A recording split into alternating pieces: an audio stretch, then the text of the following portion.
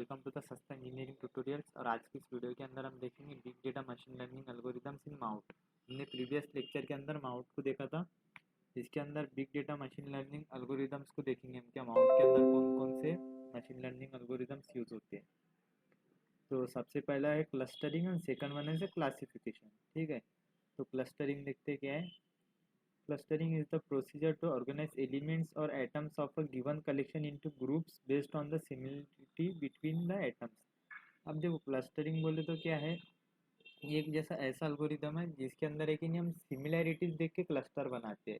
मतलब कि जैसा इधर जैसा कि हमारे पास कुछ नेशनली जैसा हम क्लस्टर देखें, हम कंट्री वाइज क्लस्टर बनाए तो हम देखेंगे एशियन कंट्री से वो एक अलग क्लस्टर के अंदर आएंगे, यूरोपियन एक अलग क्लस्टर के अंदर आएंगे, गल्फ कंट्री से एक अलग क्लस्टर के आएंगे, है ना। हम रीजन वाइज से कंट्रीज को क्लस्टर में डिवाइड कर रहे हैं। तो इसी तरह से जैसे हम जब डेटा के ऊपर बात करेंगे तो हम इसके अंदर डेटा के अंदर सिमिलैरिटीज देखेंगे और उन जैसा कुछ स्पेसिफिक हम फैक्टर्स देंगे, कुछ प्रायोरिटी देंगे कि भाई हमारे को ये जैसा फर्स्ट प्रायोरिटी है, इस डेटा के ऊपर हमें ये वैल्यू चाहिए, इस वैल्यू की सिमिलरिटीज़ की डेटा हमारे को अलग चाहिए और इस वैल्यू की अलग चाहिए।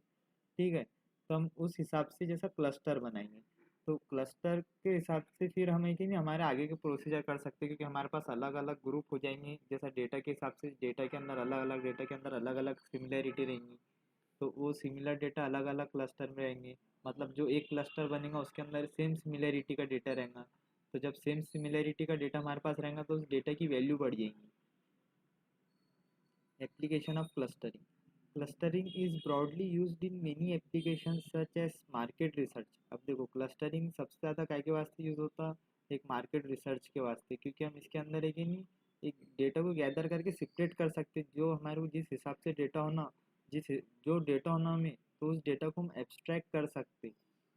Pattern recognition, data analysis and image processing, तो इसके वास्ते क्लस्टरिंग ज़्यादातर यूज़ होता है। Clustering can help marketer discover distinct group in their cluster basis।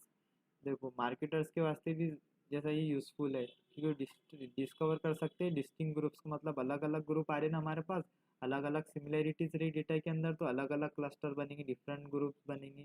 तो कस्टमर के ऊपर जैसा अगर से हम मार्केट के अंदर जब बात करें तो हमें डिफरेंट कस्टमर मिलेंगे जो सेम सिमिलैरिटी रखते हो।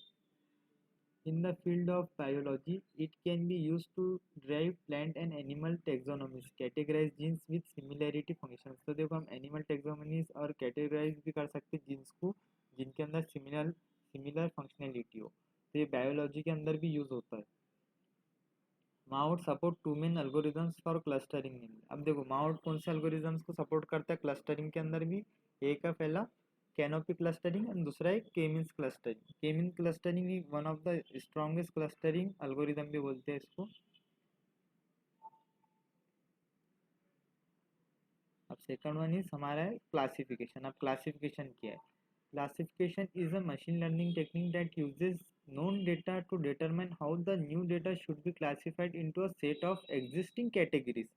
अब देखो क्लासिफिकेशन क्या करता है, क्लासिफिकेशन हमारे पास जितना भी जैसा हिस्टोरिक डेटा है उस डेटा को लेता है, उस डेटा के अंदर पैटर्न्स को देखता है कि भाई ये अगर से हमारे पास एक इनपुट आया है तो इस इनपुट के ऊपर जो प्रोसेस हुई बाद इसका आउटपुट क्या आया, तो ये क्लासिफिकेशन एल्गोरिदम इसके ऊपर ट्रेन होगा कि भाई इस इनपुट के ऊपर हमें ये आउटपुट मिल रहा है।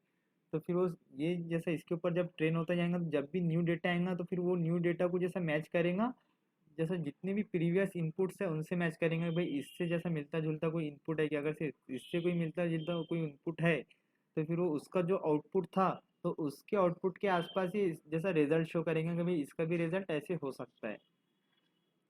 तो ये वर्क कैसे करता है देखो। While classifying a given set of data the classifier system perform the following action. अब देखो ये तीन एक्शन परफॉर्म करता है। पहला initially a new data model is prepare using any of learning algorithm. देखो पहले तो एक नवा डेटा मॉडल बनाएंगे और वो लर्न करेगा कैसे एल्गोरिदम से, जैसा हम उसको एक एल्गोरिदम देंगे इसके अपने क्लासिफिकेशन को, क्या जैसा ये हम उसको आउटपुट इनपुट देंगे, हमारे कुछ टेस्टेस मॉडल देंगे। देखो then the prepare data model is tested.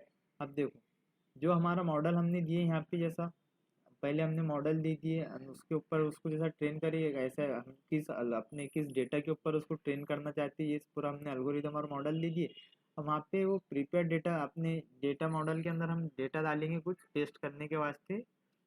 Thereafter, this data model is used to evaluate the new data and determine its class।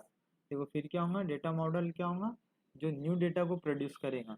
And फिर इससे कि नहीं उसकी क्लास जो भी है, जैसा जिस भी उसको क्लास के अंदर रखना है, जैसा हमने प्रीवियस इसमें देखा था कि वो अलग अलग क्लस्टर जब बनेंगे सिमिलैरिटीज़ के ऊपर तो न्यू डेटा आएगा, तो वो भी जैसा उसके सिमिलर जो भी क्लस्टर रहेगा सिमिलर तो उसके अंदर जाएगा। तो यहाँ पर भी फिर वैसे जो भी सिमिलर उसके पास इनपुट रहेगा, जैसा पहले से हिस्ट्री के अंदर उसके पास कुछ है, इतना सारा डेटा है, तो उसके हिसाब से वो जैसा आउटपुट देगा कि भाई इससे रिलेटेड है कुछ ना कुछ। एप्लीकेशन ऑफ क्लासिफिकेशन, अब इसके एप्लीकेशन क्या क्या है। पहले क्रेडिट कार्ड फ्रॉड डिटेक्शन, हम ये जैसा इसके अंदर यूज़ करें इसको।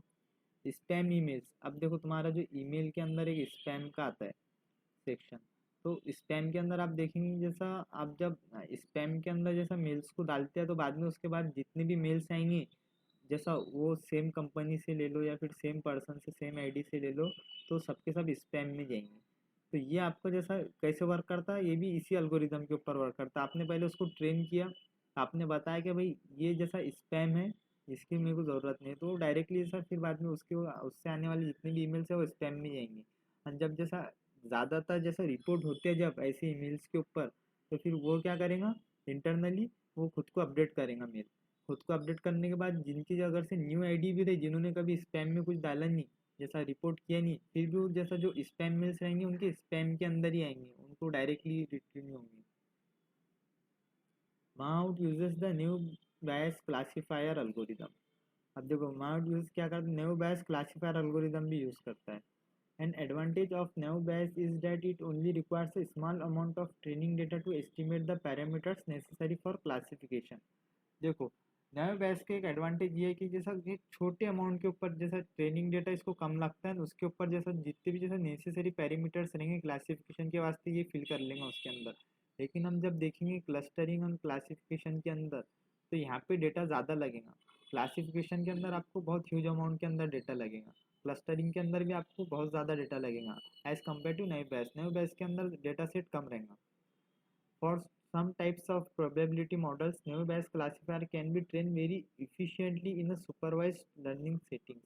अब देखो अगर से कोई जैसा हम प्रोबेबिलिटी मॉडल्स रहते हैं अलग अलग, तो अगर से कोई प्रोबेबिलिटी मॉडल्स के अंदर हमें Naive Bayes लग रहा है, तो Naive Bayes classifier can train very efficiently in supervise learning setting. तो देखो सो सुपरवाइज लर्निंग मॉडल रहेगा हमारा, जो मशीन लर्निंग दो मॉडल प्रोवाइड कर तीन मॉडल प्रोवाइड करता है, एक सुपरवाइज, एक अनसुपरवाइज और एक सेमी सुपरवाइज।